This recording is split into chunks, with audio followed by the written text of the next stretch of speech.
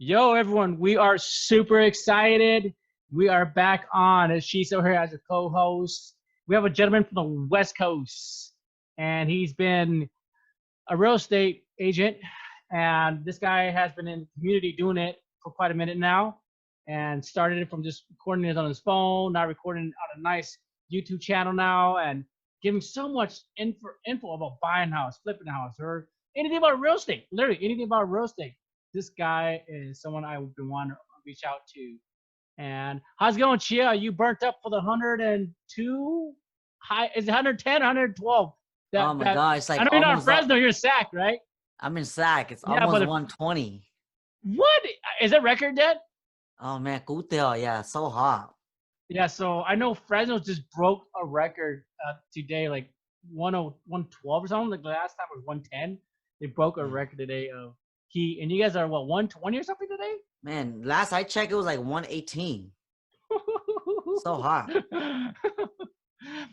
Are you in the just in your room, the AC blasted on? Yeah, dude, the AC is on. The AC is not on. I wouldn't be here in the podcast studio with you. Awesome. I'm glad you're not fried like some egg rolls. And so you sure look burnt like one, like an egg roll. But I know, Kutel. maybe I'm I did hella with dark. the color, yeah, kind of brownish tan looking. And then I you're show kind of, houses, man. I'm always in the heat, dude. yeah. Today, did you have a showing today? Yeah, I did. I was out with 3 clients. That's a good problem to have. It is a good problem to have, like we've been looking for a while, but yeah, I was with 3 clients today. I did not get home till like 3 p.m. So I started my day at 9 a.m. today. Got home around 3 p.m. Before we get into that, I always like to ask you, Chia, is tell us, the audience, the listener, one thing we do not know about you. One thing you guys don't know about me, man, I think everybody knows something about me already. If you guys are subscribed to my YouTube channel, We'll leave that at the end. I think, man, I don't know what people don't know about me. I used to break dance. Really? Yeah, Can I you used to still compete. do one move? Huh? Can you still do, like, at your age, can you Yeah, you I can. can pull I can. grind, maybe do a flare or something like that? I can still do probably flare, windmill, air flare. No way. I mean it, but I'll crash. No way. That's awesome, man. Were you part of any like crew, like old school, like the Looney Tunes, Yeah, I was part of Air Smurfs? Steps. Oh, no way, dude. That's so awesome, man. Yeah, I was part of Air Steps. Actually, Finisher from Lou dances with some of my the newer generation Air Steps. We had him on the podcast too. Yeah, I know. Yeah, we had him on podcast. We talked about that too, about his little crew, and what an awesome guy. Now he has a school now that he teaches. Yeah, yeah. He teaches your student too, you said? No, he used to battle. There's a He battle. came Okay. whenever he's in California. He battles with some of our students. Why don't you go, jump on in to like move aside, son? Let Nah, me man, I'm not tell how like this that. done. These young cats nowadays, they got it going on. We're in a different time. So And also the moves are so innovating now. It's so different yeah, now. And like, wow, this is doing air flares and there's so more trick moves. Like, dude, I've yeah, never thought of that versus a simple, flare, windmill yeah, flare. I could yeah. probably never do one, but break my grind and pull my grind, and that's about it. A long time ago, though. This was what, teenage year? You were 16 or something like that when you started breakdancing. Yeah, I started dancing when I was in 9th grade. So Really? that was 2003. Wow, man. That's quite a minute now, but not too long. No, it wasn't that long, man. I'm still hopefully I don't look that old. But No, yeah, no. man. I started when I first came here from Michigan. I used to live in Detroit, Michigan, and then I Yep. moved back to Cali, Sacramento in 03. And then I got into breakdancing because my nephew, he did it. He was in Air Steps. And then he introduced me to the crew. And it's funny because the crew is just nothing but a bunch of like vain cousins that I never knew was my cousins. And so I found out we were all cousins at the end of the day, majority of us. And I got into dancing, and it was just history from there, man. We started competing. We went against some Korean b-boys in LA too. You know the Wow, twins, right? yeah. So you guys went Kinjak through from that, yeah, Kinjak. Kinja brothers. Yeah, Yeah, the they're Low they're our brothers, the Low brothers, mentors here in Sacramento. the They're Low from brothers. Sacramento. Wow, So wow, man, we that's went to awesome. so they mentored us, and then one of my last few battles was with Impact, the one of the lower brothers, Yeah. Impact, and we represented Hmong b-boys. We called ourselves Hmong b-boys. Hmong Yeah, people. AMONG. NG.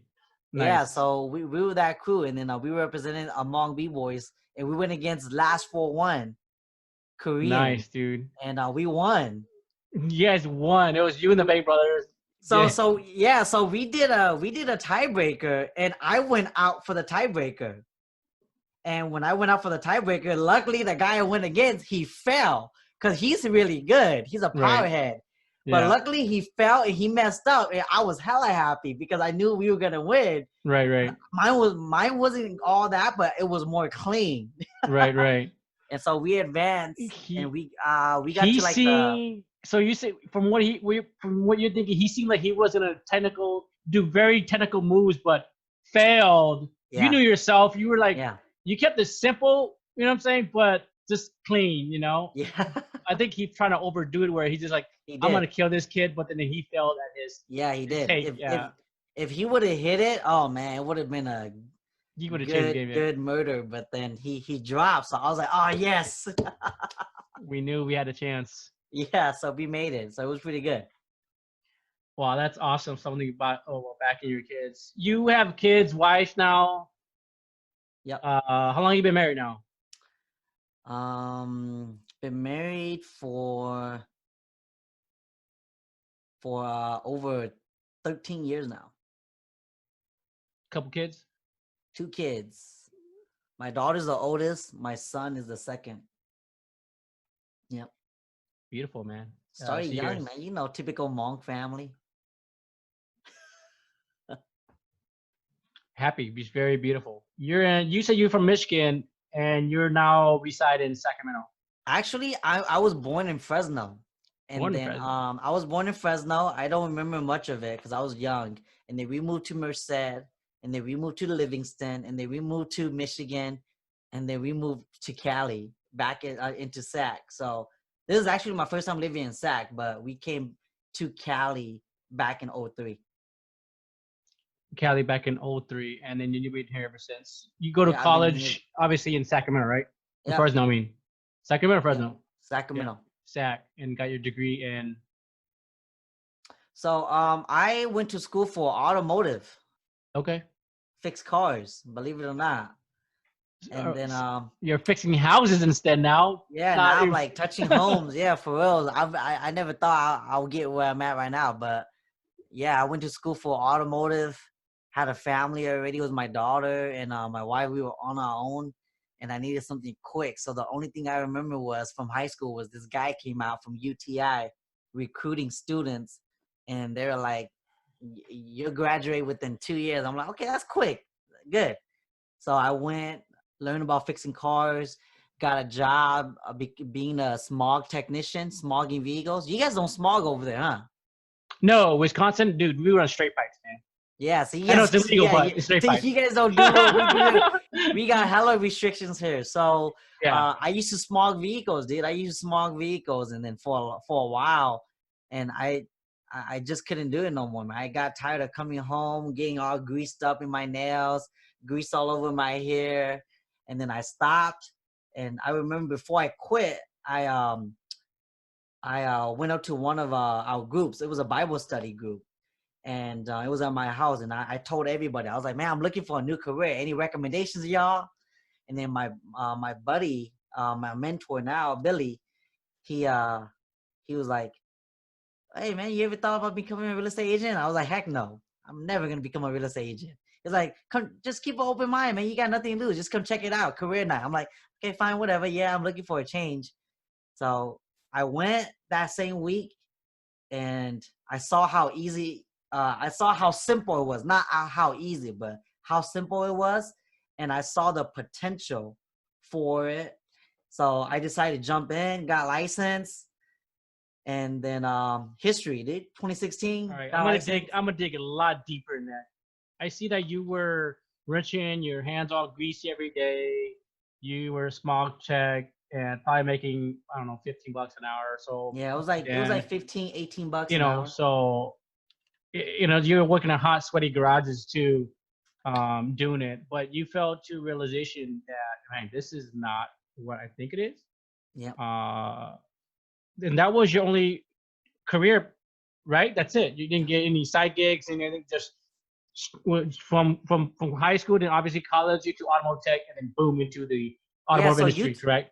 Yeah, so UTI was not a college; it was more like a vocational Yep. educational school. Mm-hmm.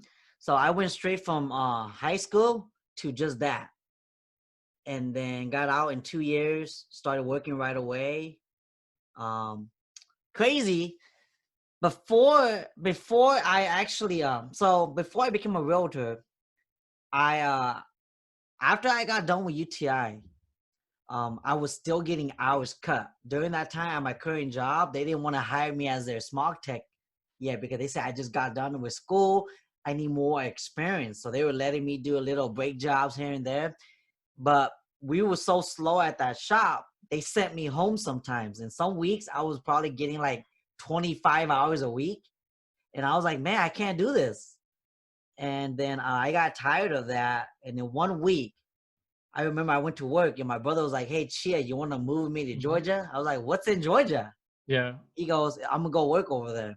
That's the only place that will hire me because I can't find any jobs right here in Sac. I'm like, is this after the 08 crisis, or how old were you? No, this is not during the 08 crisis. This is So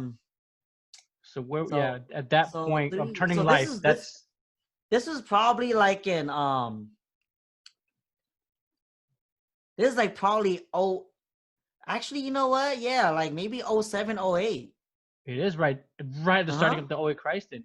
Yeah. You said no more to automotive. So what? No. So you're saying no. It was like 09. It was like 09, 09, 10, 2010. You got into real estate in the worst time? No. I didn't get real estate in the worst time. So it was. You're a legend if you survived it, man. Like, wow, this is a better podcast that's gonna be. But go ahead. No, my time is wrong, but it was around 2010, 2011 was when I went to Georgia. So real estate just started picking back up around 2011, 2012. But then you left the car industry already. Yeah, so I left the car industry. Yeah.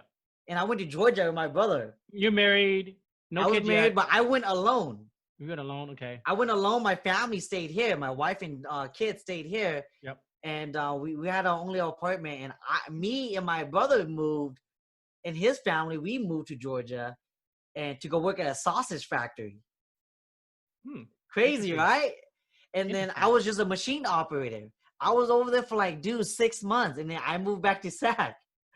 Crazy thing was I was at the sausage company for 6 months, and then my old boss over here in Sacramento, where I was a mechanic too, got another store and became a store manager somewhere else. And he was like, "Hey, Chia, I need a mechanic, and I like you. What do you think about coming back home?" I'm like, "How much you gonna pay me?" And he's like, $15. You know what? I'll pay you $14 an hour. I'm like, oh, sure, I'm there. I'll come there next week. You took the offer without question. Yeah, I wanted to come home too because I just flew my wife and kid out to Georgia, and they were only there for I think 2 months. And then my boss called me, and then we left. So it was like a long vacation, I say. We were in Georgia for 6 months. And then I came back to Sacramento, became his store mechanic and smog technician. And dude. And then I became a smog mechanic for another 3-4 years. And then 2016 was when I became a realtor. I was about to say, if you went through the 08 and you were a real estate, you are a legend. You are you're good. You're good at flipping house at those time of Christ. But during that time, it was a crazy time during that 08. Obviously, you were not even in that, so you didn't know nothing about real estate. You were not during that time, I know nothing. About it. You were just working on cars. Yeah. You know what? You don't know much about me too, but I used to own a car shop for 15 years. Tire shop? car shop. We did performance and repair. I owned it Oh, too. I what ran the happened? shop. I sold it. I sold it about 3 years now. Oh, So, but that's a what? whole nother podcast. This is about you, man, not me. So I know, You but gotta what do. is it? I know the grind. I know what it is because I Yeah, owned it too. you gotta do a solo podcast about yourself. I'm just an ordinary Hmong dude, man. But I had my own business. But this is not about me. It's about you. But yeah, but I definitely know the struggle. But we were talking about wrenching and stuff like that. So I get it too, Bart. But what made you change? You said the sweaty palms. Sweat and the pay. What was the day that changed you? Like, I no, no was more, tired. I was no tired of more. working in the heat.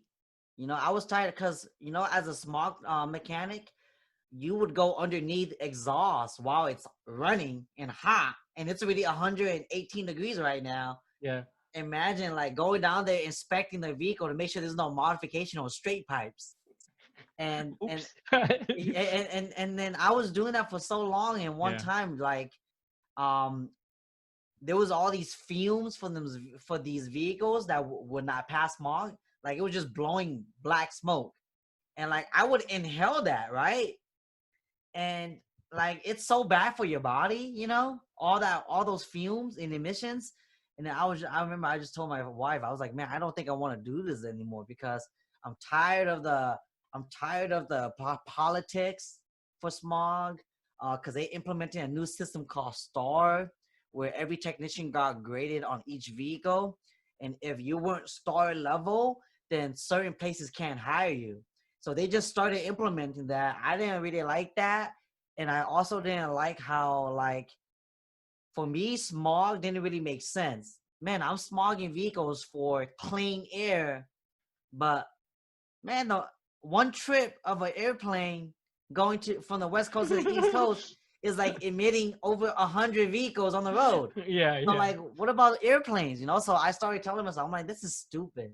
I don't think I could do this anymore. Because for me, I've always known that I could be or should be doing something bigger, right? Bigger, better.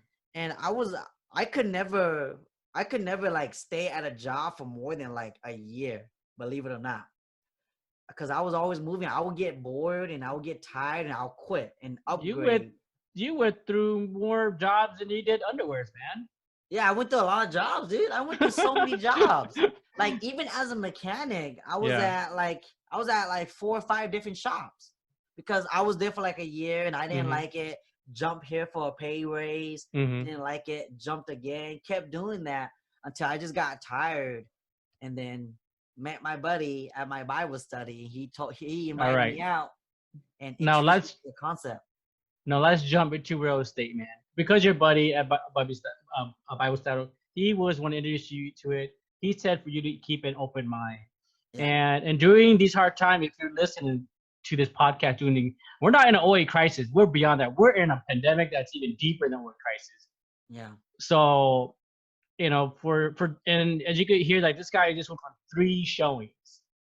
Is the housing market hot right Yeah, it's now? hot. No pun Like intended. Like I know, literally, I like grant it's it's like 150 it's like degrees. 118 degree hot. It's 118 hot, right? 3 showings, and you're just booked back to back. Yeah, this past couple of weeks been back to back. It's been crazy. Why? And like, People are losing a yeah, job. Why? Why though? why? Yeah, Why is it so hot? yeah. I Some people think are losing their jobs. Some of your friends maybe lost their job too. that's true. I got a few clients that had to cancel because they lost their jobs or their hours got cut, and that prevented them from buying that same home. Instead of buying a home at 350 now, they're now only qualified for 250. That's $100K difference. Right. So I got incidents like that. But I think the reason why people are still buying,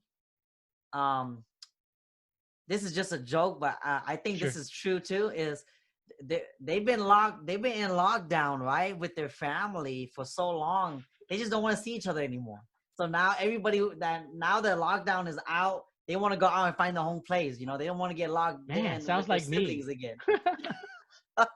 No, but all jokes aside, I think the reason why it's still so hot is interest rates has a lot to do with it. Right now, interest rates at 2%, Mm-hmm. hella low, Yep, and low. and people, you know, they're getting evicted. People's getting evicted. You know, and then those same people that got evicted were the same people that were planning on buying a home because they were tired of renting. Yeah. But because of the pandemic, it forced them now and it motivated them even more to want to go and buy a home now. Because if they're gonna stay home, I think what they believe is it's better if they stay in their own home because they can protect themselves and reduce the risk of exposing themselves to Rona, right? So I think that's really what's going on. It's really having a big effect on people emotionally. So that's why there's so many people buying. Despite this pandemic, despite the job loss, despite all this craziness, people are still buying because of that emotional attachment that they want. Because, you know, like if they're gonna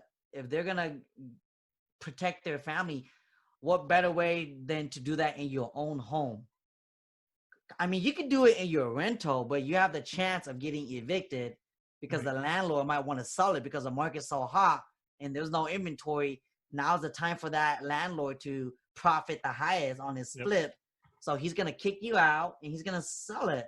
What are you going to do? And I think when a family thinks about survival for their family, the only way to be able to stop that from happening and to always be on the run, looking for another place to stay, not knowing when they're going to get evicted, is to buy a home. I think that's what's going on. Do you think it's also the best time to be a real estate agent? Or It's a great the time. real estate industry, you know, lender, you know, anything in the real estate? You know, that's a good question. I think any time is a good time. Here's why. There's always people buying. There's always people selling. But is it the right time for the individual to be a lender, to be an agent, to be, you know, because not everybody could do this. Not everybody likes to go out in the heat and show 3 clients on a Sunday. Not a lot of people like to make phone calls to strangers that they don't know and eventually become a expert that represents them on making a purchase. Not everybody has that kind of motivation and drive, right? We still, I always like to say, we still need people to flip burgers at McDonald's. We still need doctors to check our physical health. We still need those people that are getting a 9-to-5 paycheck. We still need those people. And just because somebody is doing so good at their business, whether it's a realtor, a lender, or a podcaster or a YouTuber, it doesn't mean that you're gonna do good in it, right? Like I think what a lot of people right now are doing is they're comparing themselves to the people that are successful, and then they want that, and it's like it wasn't that easy. Like you gotta look at what trail that person left behind. Why is he successful? Like what did he do to get himself in that position? Man, he was grinding. But it started, with you though, with you only. It started with you being open-minded, because that's what you said. It did. Being open-minded It started with me being open-minded, but I was open-minded. I'm a pretty open-minded person, to be honest with you. Like if you ask anybody, they would say, "Yeah, Chia, he doesn't care about anything. He risks it all." I'm a risk taker. Yeah. You know, and like for me, if it doesn't work out, I'll look for a different opportunity. Like I haven't been at a job for longer than a year. But for some reason with real estate, I've been in it for like 4 years now, going on 5. And like, I love it because it's always changing. It's always changing. I make videos about it. I meet clients that was first a stranger, became a client, and it became a friend, became a family member, you know? So it became so much more than just helping somebody buy a home or sell their home. So what do you like best about it? What do you like the best about real estate? The best thing is delivering the keys. Okay. and delivering the keys to a first-time home buyer, and also helping a family achieve a big milestone in their life. You know, because buying a home is like an American dream, and everybody wants that. Every family, no matter who you talk to, they got that on their bucket list: is I'm gonna buy a home, and then I'll be set. You know, so knowing that I'm part of that goal, you know, for a family, it's fulfilling.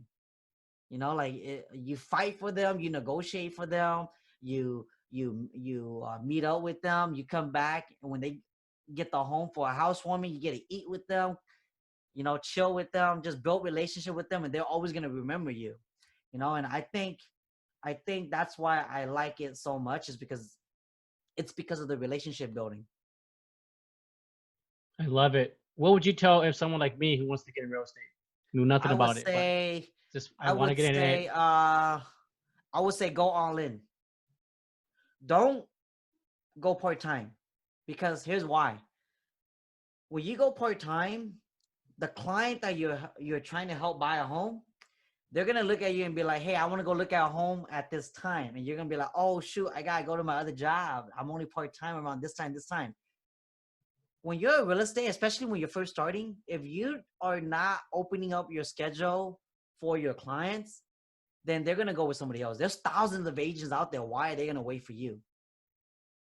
You're slowing them down on achieving their dreams just because you're part-time. So that's why I always say, if you're going to do it, plan on going full-time and learning everything. Start breathing it, start eating it, like start consuming so much knowledge about real estate, so that way you that way you can serve your clients. Because dude, this is a big investment. You know, buying a home is not like buying a shoe. I like to say, a shoe you can go and return after you wear it for a couple of days, as long as you have the receipt. But with the home, you can't. The moment it closes, you can't do anything anymore. You have to sell it now. You know, you gotta hire me again to come sell it for you. You know, it's not like buying a shoe, like another. Because of that, you have to grow yourself to become a expert, so that you can help your clients.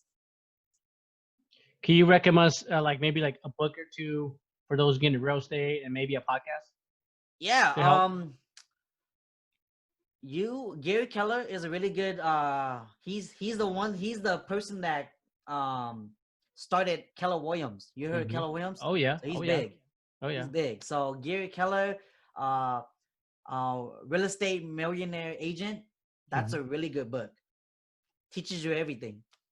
And then Rich Dad, Poor Dad by Robert Kiyosaki, that's a really good book too. Even though that's about real estate investing, dude, you're gonna be working with investors. If you know how they think, they're gonna want you to be their agent. Like in the beginning, I started off with actually investing. Investing. I As in trying to wholesale deal. You wholesale went to real deal. estate. Yeah, go ahead. I did 2 wholesale deals before I ever even got my license selling real estate.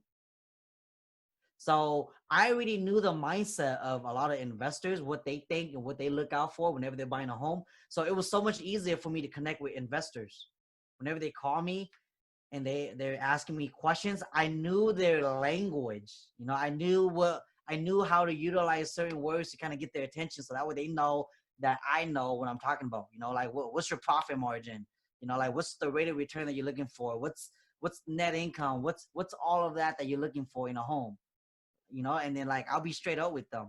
So that helps a lot. You know, that had a lot to do with my success in the earlier years, was I knew the language of real estate investors. But that's just part of real estate, you know. But those 2 books, Rich Dad Poor Dad by Robert Kiyosaki, and Real Estate Millionaire Agent by Gary Keller.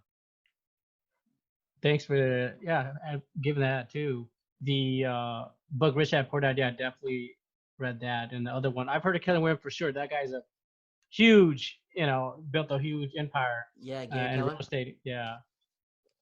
Man, you've been doing this for what, 4 or 5 years in real estate now? 4 years, going on 5. Going on 5. Congrats to that, and probably many more years to come. Many more, man. I don't have. You sure you don't want to go back to enriching? You sure about that? No, man. I like my nails clean. Tell me about it. Dude, like automotive days, my white tub will be black by the time I'm done. It was horrible. Do you, as a real estate, recommend like getting into investing too, or holding or buying a house and flipping to all at the same time, or you just jumping in, or just be an investor, or just or do all if you have the income or the knowledge to do it, or start somewhere. You could do all if you want, but to be really, really good at your craft, focus on one thing and then run with it. I don't think there's a right or wrong way of doing it. There's preference. There's a personal preference. So like, if you think you want to be an investor, go all in. Don't go part-time, go all in. But if you're saying I'm gonna be an investor and a realtor and a lender, it's like you're dabbing. You're never gonna be successful because you're so confused about what you're doing, right? You don't even have a vision of where you're going. So I think, like, I tell a lot of new agents, like, what are you gonna do? You're an agent now. What are you gonna do to start building your income? Okay, you know what? Focus on one thing: open houses. Do open houses only for a season, 6 months, consistently. Or you want to do phone calls? Okay, phone calls 6 months to a year consistently until you know how to do it at the back of your mind. But the thing with a lot of new agents nowadays is they dabble. Oh, I'm gonna do open house. I'm gonna call clients. I'm gonna door knock. I'm gonna send flyers. They do everything, but they suck at everything. Or they're probably okay at everything, but they're not great. So they're not getting good results. And then they go, you know what? Real estate sucks. So I think again, it just really depends on the individual. You made a success, and I know some other Hmong men out there too are in the real estate business, and they're doing really well too as well. And in real estate, do you see the market in your own bias, the market dropping again? Like what happened? Yeah, it's a matter of when. I tell a lot of people it's probably gonna happen next year, because this year interest rate's still low, inventory is still super low, so there's no way the market's gonna start reducing until the market inventory goes up. So I don't see any of that happening yet until next year. Yeah, but even when it does go down, it's not gonna be like 08 to where it drops 100K in price. Right. It's gonna drop in increments this time. It's gonna be like maybe 2,000, 2,000, 5,000, 5,000. It's gonna be in increments because the house is gonna sit on the market for 6 months before it could get sold. Right now, it's on the market for 20 freaking minutes, and it got 20 offers in already. But when the market starts to shift in that way to where it takes about 6 months now to sell a home, that's when you'll start seeing price drops. I didn't ask you this too, but do you have any house that you hold, or house or fourplex or any of that like that you hold? Yeah, I own a home right now. This is actually my second house. Okay. My first home I bought, it was more of a stepping stone. It was a smaller home. I bought that, did a little bit of renovation to that, and I sold it within a year and a half. And then used the remaining portion of that to upgrade and buy a bigger home, which is this home. This home, but you don't have any apartments or nope, nothing like that too. No, not yet. What's your opinion there? And do you plan on getting into that? Oh yeah, definitely. Like I'm planning. So my wife and I, we just started a staging business last year. Sure. And it's been doing really good. What our goal and plans were for us to start buying flips. We model it, and then she could be the one to decorate it and stage it, and then we sell it.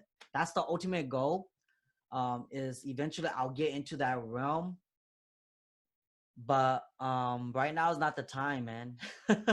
Right now the market's super inflated on the price. Investors are not buying right now; they're selling. That's what's going on right now. For someone who's getting like, I don't have the money, man. Like I want to do this. I want to flip house. Like I don't have the money. What do you say to them, man? I love the idea, love the concept. I don't have the money. Don't worry about the money. Yeah, like if you're starting off and you want to be an investor, you don't worry about the money, because if you have a good deal, you ask any investor this. If you have a good deal, the money's going to come to you. You don't even need to go and find it. You could You have a great ass deal, and then you have a cash investor that has a bunch of cash that just wants to go all in with you and split the profit, or maybe a 40-60 split, you know? So, dude, there's so many of those out there, you know? Like, So what you're saying to the audience is network and make good network. relationship with someone who has the money.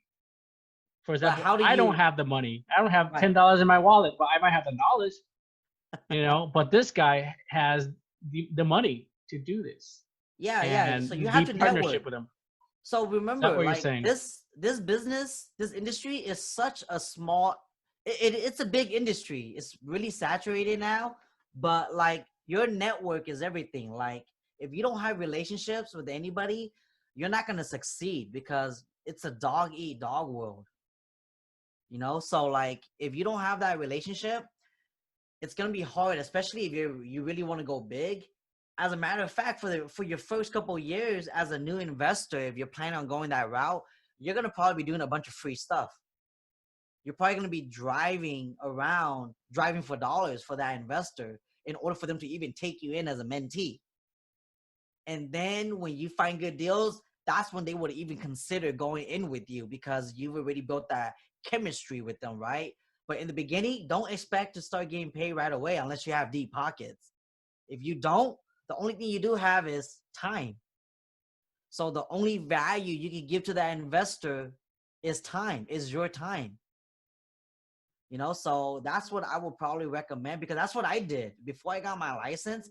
I was working my 9 to 5, but I had like break times to where I would go online and find deals, and I will bring these deals to these investors.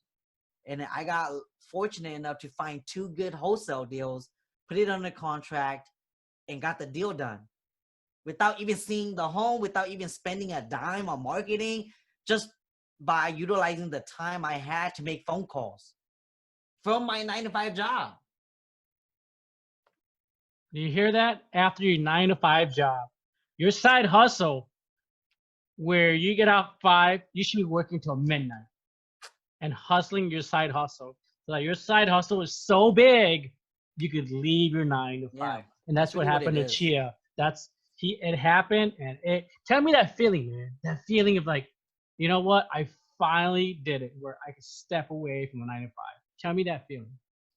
It's good, but it wasn't easy, you know, like I would only recommend doing that if you're really, really sure. Like I had a really good supportive spouse to where like the only reason I was able to like quit my full-time small tech job and let go of that whole income was because like she was able to kind of take care of the family, all of our expenses as a whole. And we also had some reserves, you know, and then that allowed me to go full time into doing this. So I think if you don't have that kind of support system, then like you're gonna have to work that full time job and do the side gig full time. You know, you're gonna have You're to. you're eating your word. You said to me to go full all in, man. Yeah, you do. You do go all in. Well, So I like I what personally I think mean by that, what I mean by that is like some people would actually work 2 jobs, right? People that work 2 jobs, they get probably 2-3 hours of sleep a day, which is really bad. So like they work graveyard and they work their regular 9 to 5.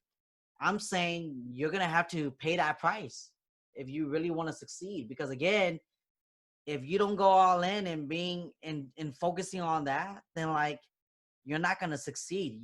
You may succeed probably in 5-10 years, but you're probably gonna give up first before you even reach that point. Versus if you go all in, you're probably gonna be able to see that success a lot sooner versus if you went part-time. Does that make sense? that makes sense. And like everybody has their own price to pay. You know, like some people might have to work graveyard shift in order to do this full time in the daylight. Some people might have to like get rid of their whole expense and go live with their mom and freeload until they could like successfully build their empire. Come on. No So shame in everybody that. has, I was that person. yeah, you know, like everybody has their own price to pay. You know, like it's my price is gonna be different from yours. Shisho's price is gonna be different from everybody's price is going to be different, but you need to find out what your price is. Like, in your case, I'm gonna overview is pretty much you had your part-time job, but when you got out 5 o'clock, man, you were straight into the books or into the network, or you're typing emails, you're cold calling, you're making business call and growing your side hustle. yeah, dude, like I was doing that. I was doing my side hustle for like full time, you could say, while I was working my 9 to 5. Because while I was at work, I was still calling people. I was cold calling people when it was slow. You know, like sometimes no cars come in and you just sit around. I use that time to research, look up properties, call property managers, call investors, schedule appointments, go look at homes. Even though I didn't know what the heck I was looking for, I just went because it was part of the rule, the guidelines, go inspect the property. The key point, what he's saying is take action. Let me say it a bit louder for the audience in the back. Take action, right? Yeah, man, you do. You have to take action. And like, you hear people say all the time, like, knowledge is power, right? That's not true. Knowledge. That applying the knowledge is power, right? When you have the knowledge but it stays up here, man, you're stupid. You're not doing anything with it. Yeah, you have the knowledge, but you're not doing anything with it. You're being passive. So that's not really power. People got that mixed up. It's really applying that knowledge is power. It equals the power, because then now you're doing something with it. You're moving, right? So it's the same thing in any industry. Give us a bad story as a real estate agent. Bad story. Walk into a haunted house, something like that. No, not at all. Like, I helped this client. Well, I tried to help. I didn't know much, right? Because I did not educate myself to become an expert, and so I was just super excited that I got a deal going on. It was like one of my first transactions. Okay. And I negotiated the closing costs, right, for my buyers, and the closing costs into it. No. So when you buy a home, there's a buyer and there's a seller, right? And when the transaction happens between the deed transferring over to the new owner, there's closing costs, there's transfer taxes, there's escrow fees, there's lender fees. So when I did the offer, the buyer wanted me to include that seller pays for all closing costs. I was like, okay, yeah, I can put that in there. And then the seller accepted the offer. And then I was super excited. I was like, yeah, I negotiated this for you. They're paying for all the closing costs. And my buyer was like, great, that's awesome. That's going to save us a lot of money. And then I didn't know much, right? So the closing costs that I negotiated for them on paper for the contract was just the escrow side. It wasn't the lending side. Lending side is whole new different fees. Right. And normally buyers are responsible for that. Right. But that's what they were referring to. And I didn't know that until the closing table.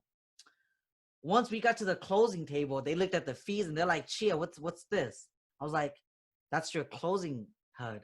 And then they're like, I thought you negotiated this for us. I thought that the sellers are paying for all of our closing costs. But you didn't know that. I'm like, they are.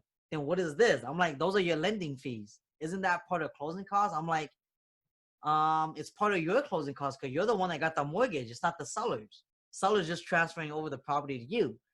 So she was like, oh, okay, so you're telling me you didn't negotiate all the closing costs then? I was like, I did. They're paying for all the closing costs, but she was referring to the lending side. So anyways, long story short, she got super upset at me, and she left me a 1-star review. And because that was one of my first transactions, that hurted me a lot. That set a fire in me to become the best agent. So in a sense, it was a blessing in disguise, you could say, because in the moment I felt really hurt and trouble because I let them down and I did not know how to explain it better to them. So that way they understood that it was that. So because of that, I lost a client. I mean, I made the deal happen, but I had a bad review and I did not want that bad review. I wanted to be the best agent, right? Right. So that's set up a spark in me to become the best.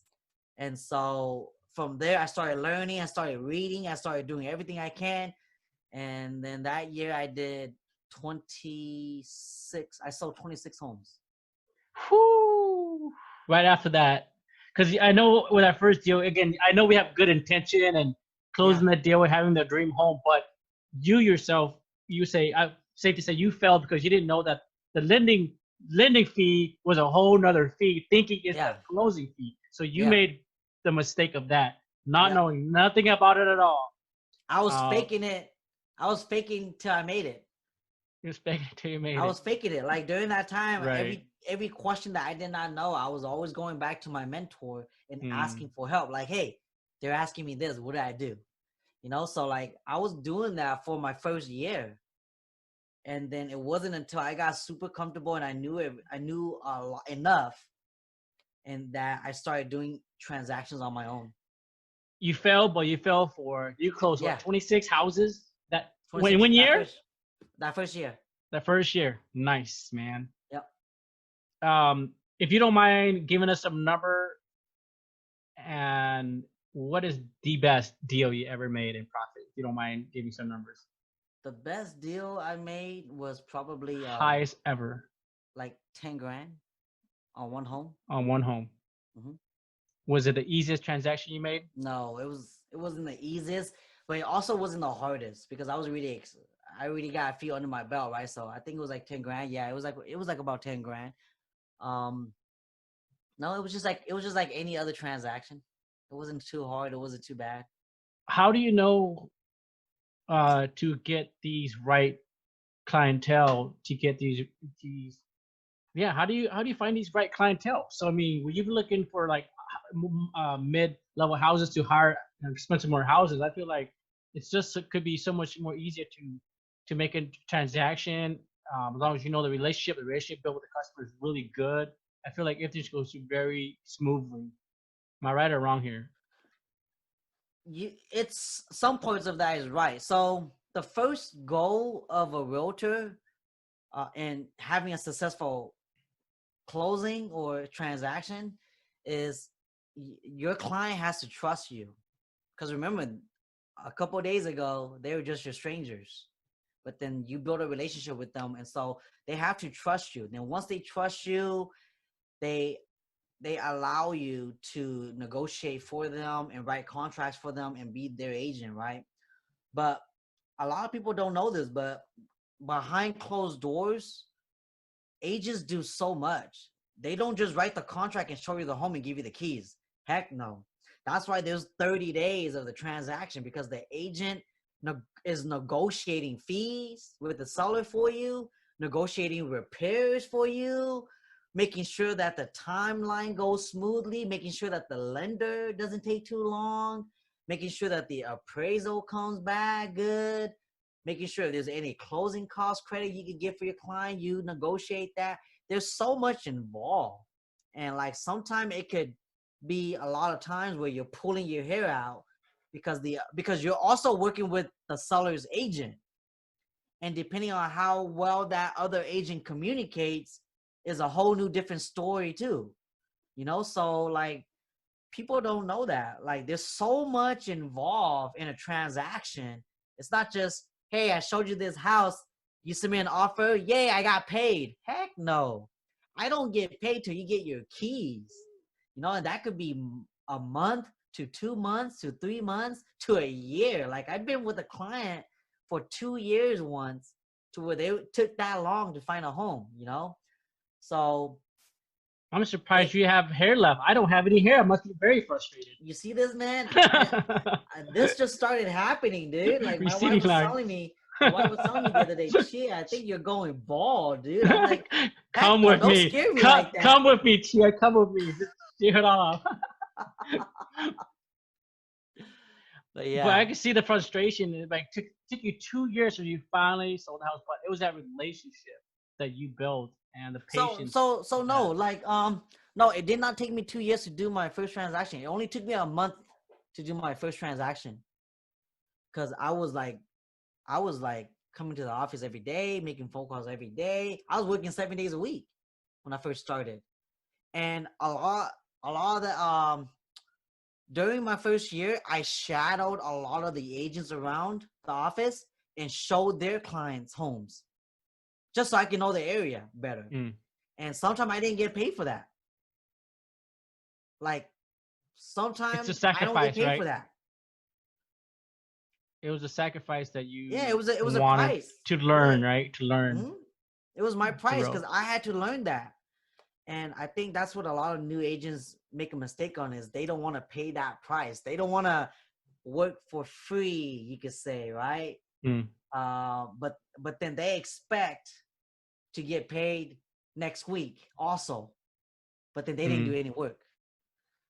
So that's what happened, you know, like so my first transaction was in a year. It was a super complicated one, but I got it done.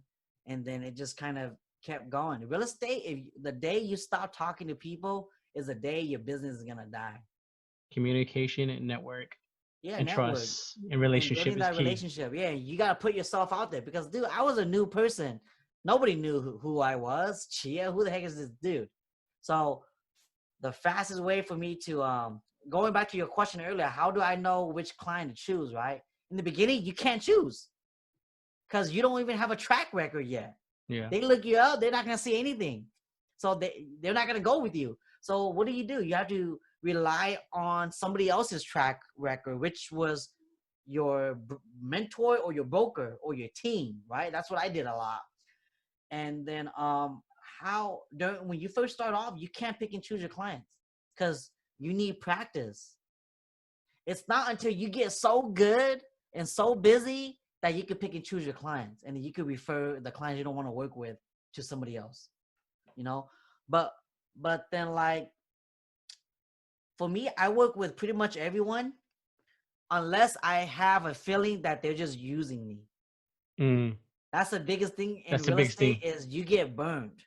You get ghosted by clients a lot if you don't know what the heck to look for. New agents get ghosted all the time. They're showing 20 houses to this client, and then all of a sudden, this client's nowhere to be found. I know the struggle to trying to ask this girl on a date, man. Trust me. I don't know, man. I think that's a little bit different, dude. No, I can relate. Anyhow, had to throw a sarcastic joke in there. A little bit off topic, but not by any haunted house stories. Just for the heck of it. No, No, not really. No nothing. haunted houses. Nothing makes your hair go up because you have still hair. You walk in like, man, this place is creepy. I got one. Like, sure. The first time I experienced a drug house. Yeah, do tell. Just a little bit, yeah. You go in, and there's pots of marijuana pots everywhere. But of course, the plants all cut it down, and you see the 2x4s where they put the pots on. You see all the vents going through the This ceiling. place was foreclosed, obviously. No, it's not foreclosed. No, it's just been raided by the cops. But now they're selling it. The seller are selling it to pay for all their... I'm mistaken this for clothes, and then it's just the banks that you have to deal with. No. Oh, dude, okay, so you go in, there's a bunch of pots cut, and then yeah, you go in, you see a bunch of pots with the soils and vents, the air vents, the holes in the ceilings. Dude, like the first time I experienced that, I was like, "What the heck is going on?" And I had to go back to my mentor because remember, every time I didn't know anything, I went back to my mentor. So I went back to my mentor, and my mentor was like, "Yeah, that's a grow house. That's a grow house. Like they were using that house to plant marijuana and distribute indoor." And so, like, you know, the first time I experienced that, I was like, "What the heck? This stuff is like the movies." Crazy. And you're right in the middle of it. Yeah, and then the second crazy story is we were right in front of a house that got raided. The SWAT team came out of nowhere, right? They came out of nowhere and then they counted to 3 on the front door. They're just, dude, they had guns blazing, everything. Okay. Dude, no, they were blazing, but they got their guns out. But then they were all in SWAT team. They had like that little barrel where they knock down doors, and they're like, "We're coming in, 1, 2, 3, boom!" They just barge in. Next thing you know, 5 seconds later, all the people inside the house gets dragged on the floor with handcuffs, and then you see the SWAT team go in there with big trash bags, and they come out, nothing but marijuana. You guys are next door, show the house. Yeah, dude, crazy. And then Broad like, daylight, broad daylight. And yeah, broad daylight, dude. Like probably 9 or 10 a.m. in the morning, and then I'm just asking myself, the movies are real. What happens in the movies are real, dude. Like you can't unsee that, right? Yeah, and like, dude, those are some of the craziest stories, man. Like when I experienced that, I was just like, what the heck? But then like when you're a realtor, the first thing you do, I don't know if every realtor does this, but I do this. The first thing I did when I found that out was I try to look up who the owner was. Because I know they're gonna sell it. They're gonna have to sell it later on, right? So we're getting into some illegal distribution here. Oh, dude, like I get access to all of that, right? And I'll be curious. I'll be like, I wonder who owns that house. I'll look at the address. I'll be like, oh, crap, it's Chinese. Yeah. Interesting. I need to get in touch with him and sell his home for him. I like your thinking, right? I like your thinking because, man, you're like, I bet you're like, in no doubt, I know he has money to pay down payment. And his down payment, I don't care how illegal he got it, it's my payment for the next commission.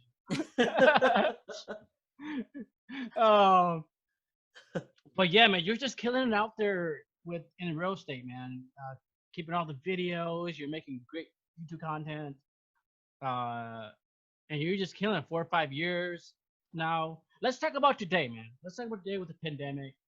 Is it much harder to sell today than it is when you started?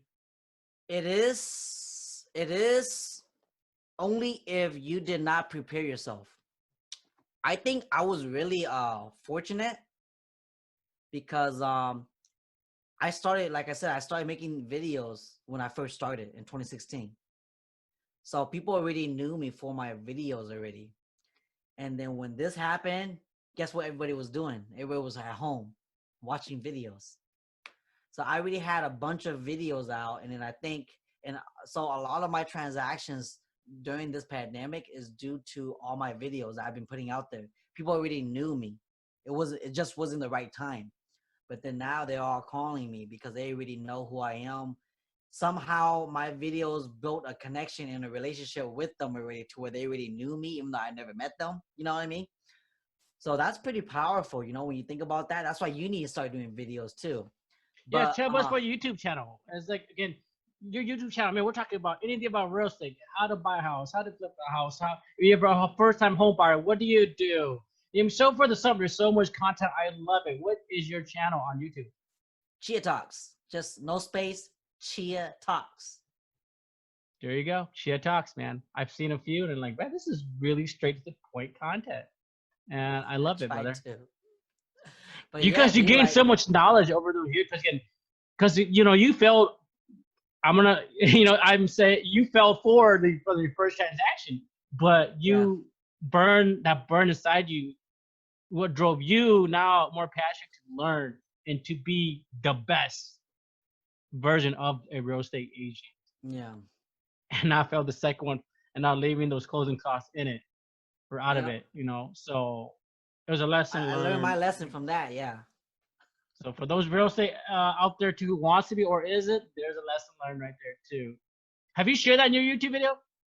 About that experience? Dude? Yeah. About that experience? Absolutely. No. Oh my God. Not yet. You have to tell that story. Not yet. It's the gut and real of why you're doing it. And this one gets real personal, you know? It is your personal experience now. But yeah, man, Chia, we're going to come to a closing and is, you know, could you tell the Chia, the 10-year ago Chia, an advice, a younger version of himself, of if he wants to be a real estate agent? Can you give that advice? What would you tell him? What advice would I tell him 10 years ago? Yep, the 10-year-old version, older of you. Man, I would tell him. No, about that. How older and younger version? How about younger? How about that? The younger version. I think younger is better. The younger Chia, man, I would probably tell him to focus more on self-development. Focus a lot more on self-development and start building relationships now. with people because it's such a small world. You never know who you're gonna run back into. You never know who you're gonna sell a house to, and like you never know who you're gonna be in business with, because it's such a small world. The people that you go to school with in high school, or the people you go to school with in general or work with, you're gonna see them again in life. It's such a small world, you know, and you don't want to make that mistake of then building a relationship during that time when you've grown. You want to start building it the moment you meet those people. If they're great as an individual, start building that relationship with them, because they're going to be great as an adult, and maybe they might have a few things that, or a nugget that could be good for you too, you know. So that's probably what my advice would be is for that. And I would probably say to risk and fail more, because I'm the type of person where I'm a people pleaser. That's what a lot of people try to tell me, is I get really upset whenever I can't please someone, you know, and whenever I find out about it, it gets me really upset. So I think, and then that prevents me from trying to fail more, because I'm afraid of rejection. So I had to overcome that, you know, at a older age. So I will probably tell myself to go through rejection more. That's a whole nother story about him and his wife, how they met too. Oh, dude, that's a story, dude. That's a story. But let's leave that for another time. But yeah, but thank you so much for giving that advice, man. Chia, Yeah, what does it mean to be a Hmong man to you, man? what does it mean to be a Hmong man? I think for me, it means to remember my roots and to be that person that helps your community. Like, that's the reason why I started Chiatalks. Was I went on the radio and I was getting people calling me on the radio asking me super basic stuff like, Chia, how much do I need down for a house? Oh, 3.5% down. How much is that? Depends on the home. How much though? Just give me a number so that way I know what to say. It's like I had to break it down. So I got so many of that it led to, man, people really don't know what they don't know. So I created Chia Talks so that way I could share that message at a bigger Audience. So that way I could cast my net bigger to a bigger audience, right? So that way there's archives of information. That's why I did that. So I think that's always been my calling, I feel, is serving people. And like I just want to serve our community. Like, there's so much our community is lacking. We're just now coming up, you know, but we are still so lacking. We're like behind, dude. We're like the lowest of the food chain, you know. Like right now, dude, my mom just got a cell phone. She just now getting Hmong people are just now getting to Facebook. But Can then I like follow your mom? But Facebook's already dying, right? Can I follow your mom on TikTok? She's not even there yet, you know. But then I don't even want to show her TikTok because she's gonna be all over it. You know what I mean? Next thing you know, you got all these freaking OGs on TikTok. But then like, that's what I mean by like our culture, our community is so behind that we need more young folks like you, like Lou, like so many more other people to step up and be a leader in their community. So that way it could be like a whole gang of entrepreneurs that starts leading the community, because adults, they're stubborn. You know, the first generation, they're stubborn.